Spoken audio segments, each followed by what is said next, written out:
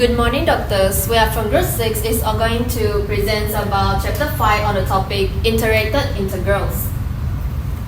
So first, let me introduce our group members, which are I'm Lao Xiang Mei and another two are Chua Min Hui and also Tian Jing Fang.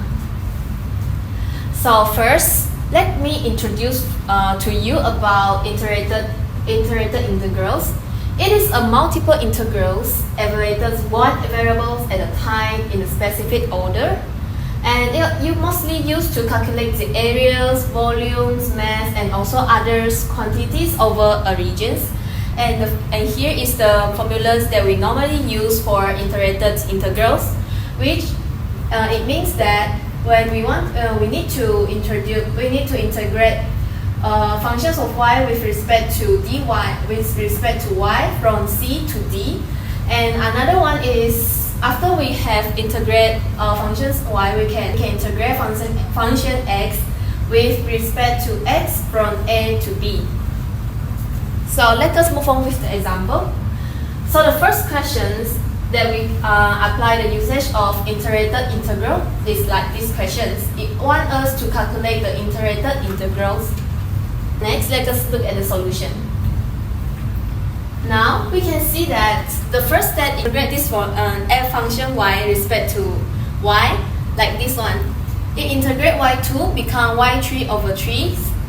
Then they will substitute in the number from -1 to 1 into the values of y.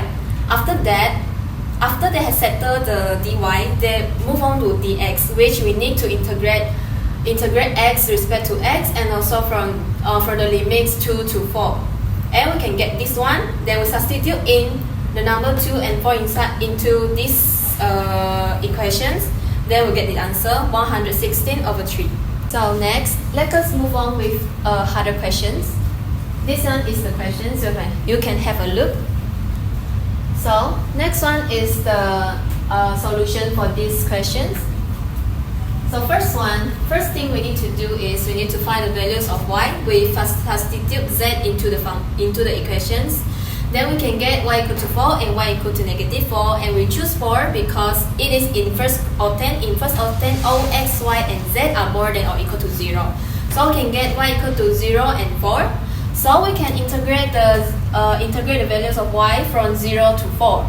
So after we had write the integrations out, we can try to integrate it for this one. First, we need to integrate with respect to x, and we can get this one.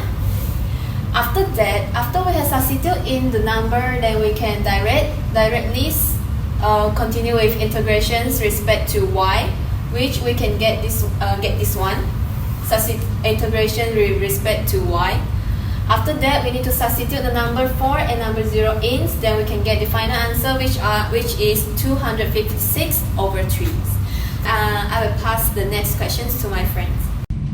Hi everyone, my name is Chua Min Hui. Today I will be presenting a medium level question involving iterated integrals to find the volume of a solid. The question is, find the volume of the solid that lies under the hyperbolic paraboloid and above the square region. First, let us understand the question first. The question gives us the surface is z equal to x squared minus y squared plus 4, and the square region is defined by r equal to xy. X is between -1 to 1, and the same thing goes to y. Y is also between -1 to 1.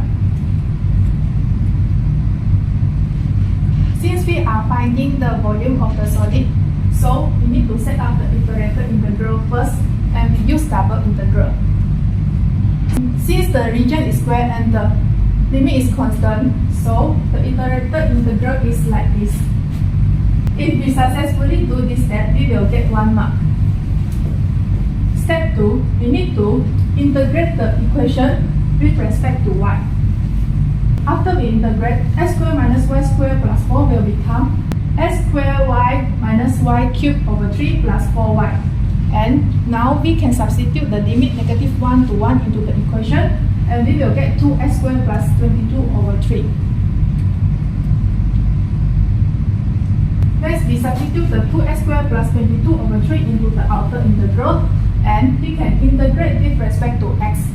So we will get 2x cubed over 3 plus 22x over 3, and we substitute the limit -1 to 1 into the equation, and we will get the final answer, which is v equal to 16 units cubed. In conclusion, this question demonstrates how the iterated integrals can be used to find the volume of a solid of a given surface under the square region. That's all from me. Thank you. Good morning, Doctor. I'm Yong Jinha, and now is going to have a look at high-level questions. So here is the high-level questions, and this is about the 6 mark. Okay, next. Going to the solutions for the first step, we need to convert the equations to the cylindrical coordinate. For first, in cylindrical coordinates, which got x equals to r cos theta, y equals to r sin theta, z equals to z, and the volume dv is equals to r dz dr d theta. So for the sphere, here is the equation of the sphere, and we know that x squared plus y squared equals to r squared. So we substitute this equation into the equation of the sphere, and we will get the z equals to square root 4 minus r squared. And here is the equation of the cone, and will become z equals to r. For the step 2, find where the cone meets the sphere. So we know that z is equals to r, so we substitute the z equals to r into the z equals to square root 4 minus r squared. We will get the r equal to square root 4 minus r squared. And then we square the both sides, and we will get the answer, which is r equal to square root 2. So then intersect at r equals to square root 2. Yes. For the step 3, we need to determine the limits. So for the first one, for the delta, from 0 to pi over 2, that is the first of them. And next, r. R from origins 0 to intersection point, which is square root 2. And z from cone, which is r, from r to square root 4 minus r squared, that is the sphere. So here is the limit. Next.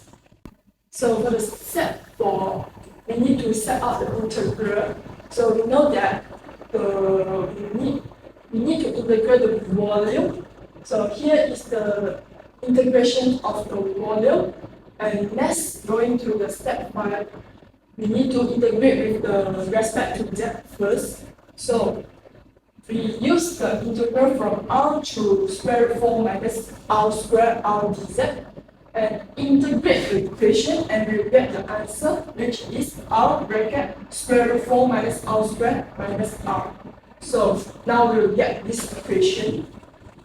So let's go into the step 6. We need to integrate with respect to r. So here we got two parts. For the first part, integrate from 0 to square root of 2. R square root 4 minus r squared dr. So we can use the substitution methods. You can see here or here. So we can substitute this value into the equations, and we'll get the solution like this. So, okay, how to get the 4 power 3 over 2? So we can use this method, and we will get the answer, which is 1 over 3 bracket 8 minus 2 power 2 square root of 2. Next, we're going to see the second part, which is integral from 0 to square root of 2 r squared dr. So equals to r square root of 2 over 3.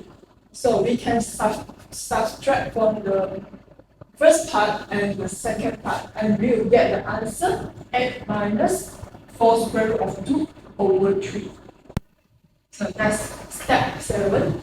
We need to integrate with the respect to theta, which is the last part. So integral from 0 to pi over 2 d theta is equals to pi over 2.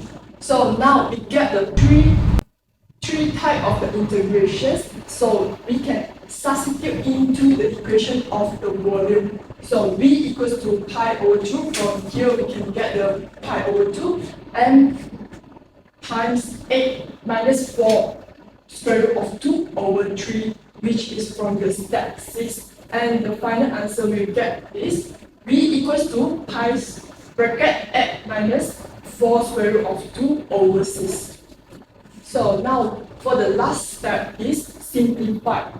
So here we get the half mark from here. So for the first one, we can factor 4 from the numerator. 8 minus 4 square root of 2, we will get the answer is 4 bracket 2 minus square root of 2. So we substitute into the equation of the volume. So here is the solution, and the final answer we will get is V equals to 2 pi over 3 bracket 2 minus square root of 2.